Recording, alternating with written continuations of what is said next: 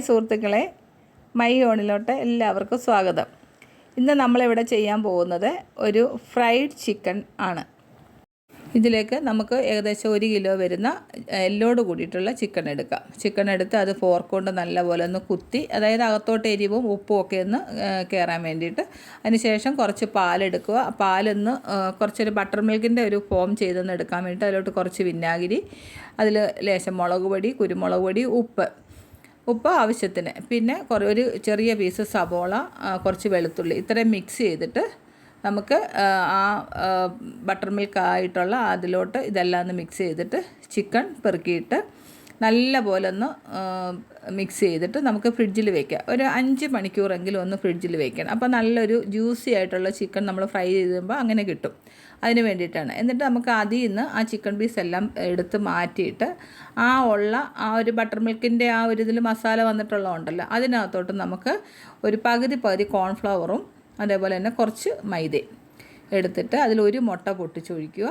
എന്നിട്ട് അത് നല്ല പോലെ ഒന്ന് മിക്സ് ആക്കിയിട്ട് ഈ മാറ്റി വെച്ച ചിക്കൻ പീസ് അതിലെല്ലാം നല്ലതായിട്ടൊന്ന് മിക്സ് ചെയ്തിട്ട് പുരട്ടിയെടുത്ത് മാറ്റി വെക്കണം. മാറ്റി വെക്കുക. അതിനോടൊപ്പം തന്നെ ഇതിൻ്റെ കൂടെ കഴിക്കാൻ വേണ്ടിയിട്ട് ഞാനൊരു സാലഡ് ഉണ്ടാക്കുന്നുണ്ട്. അതായത് നമ്മുടെ പിന്നെ ക്യാബേജും കുറച്ച് പിന്നെ ക്യാരറ്റും കൂടെ കൂടിയിട്ടൊരു ചെറിയ മിക്സ്. അപ്പം അതവിടെ റെഡിയാക്കി മാറ്റി വെച്ചിട്ടുണ്ട്. അതിനോടൊപ്പം തന്നെ ഇത് ഫ്രൈ ചെയ്യാൻ വേണ്ടിയിട്ടുള്ളൊരു ബാറ്റർ റെഡിയാക്കാം നമുക്ക്. അതിന് വേണ്ടി ഒരു പകുതി വരുന്ന പിന്നെ കോൺഫ്ലവർ, അതേപോലെ തന്നെ മൈദ മാവ്, ഇത്രയും സാധനം എടുത്തിട്ട് അതിൽ കുറച്ച് മുളക് പൊടി, ലേശം മഞ്ഞൾപ്പൊടി എന്തുകൊണ്ടും നല്ലതാണല്ലോ, കൂടുതലിടണ്ട, കുറച്ച് കുരുമുളക് പൊടി ഇടണം. ഇത് ലേശം ഉപ്പും ഇട്ടിട്ട് നല്ലതായിട്ട് മിക്സ് ചെയ്തിട്ട് അതിൽ കുറച്ച് ഒറിഗാനോ ലേശം മതി, അത് കൂടുതലിടരുത്, സ്വല്പം മതി. ഓവറായി കഴിഞ്ഞാൽ അതിൻ്റെ ടേസ്റ്റ് മാറും. എന്നിട്ട് നമുക്ക് ഈ പെറുക്കി മാറ്റി വെച്ചിട്ടുള്ള നമ്മളെ ചിക്കൻ പീസ് എടുത്തിട്ട് നല്ലതായിട്ട് ഇതിനകത്ത് മുക്കി കൈ കൊണ്ട് നല്ലതായിട്ട് പ്രസ് ചെയ്തിട്ടൊന്ന് കുടഞ്ഞിട്ട് ഇത് ഓരോന്നോരോന്ന് മാറ്റി വെച്ച് അധിക സമയം മാറ്റി വയ്ക്കരുത്. അതിനോടൊപ്പം തന്നെ നമ്മൾ സ്റ്റൗവിൽ എണ്ണയും കൂടെ, എണ്ണ എന്ന് പറയുമ്പോൾ വെളിച്ചെണ്ണയല്ല, നമ്മൾ വെജിറ്റബിൾ ഓയിലാണ് ഉപയോഗിക്കുന്നത്.